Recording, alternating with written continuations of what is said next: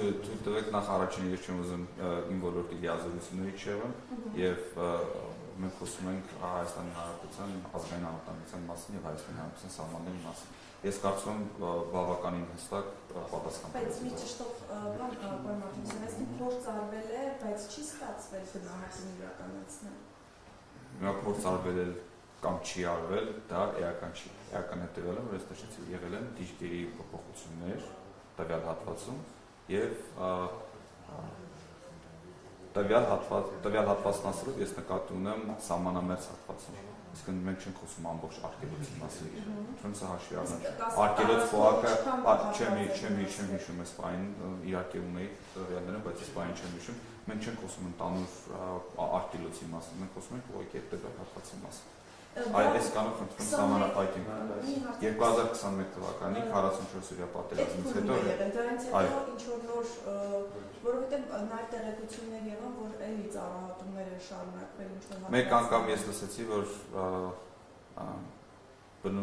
բնութագրվեց գործընկերների կողմից էկոլոգիական աղետ, ես դες վստահեցնում էկոլոգիական աղետ չի։ Էկոլոգիական աղետ այլ բան։ Չէ, նկատում եմ սահմանից հետո այլ հարցեր կան։ Չի եղել ծառայություններ։ Ես նորից ասեմ, երբ ուսումնասիրությունը անենք, երբ հասնենք այդ կետին, երբ որ այդ հատվածում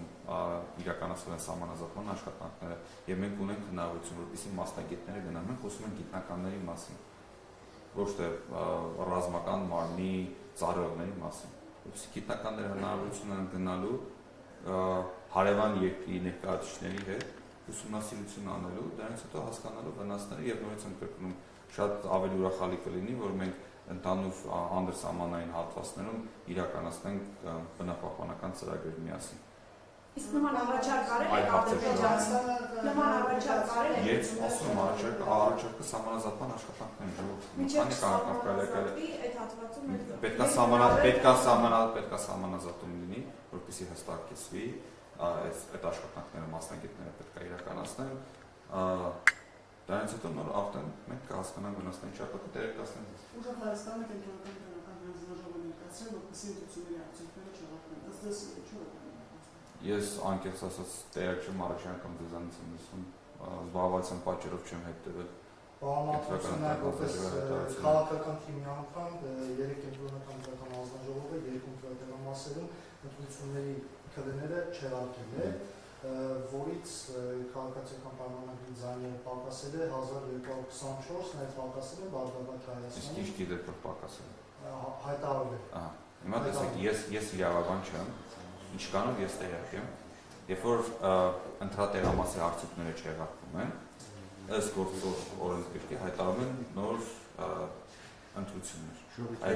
Վերաքվեարկություններից վերաքվեարկությունից հետո այդ ժամանակ իմանանք ում ձայներն են պակասել, ում ձայներն ավելացել։ Այսինքն կլինի վերաքվեարկություն։ Եթե չեղարկվել են բողոքի հիման վրա, ես նաև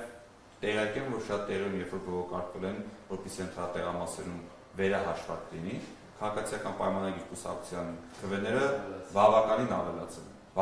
ավելացել են։ Հիմա մինչև չլինի վերաքվեարկություն, ես նման պնդում անում չեմ կարող։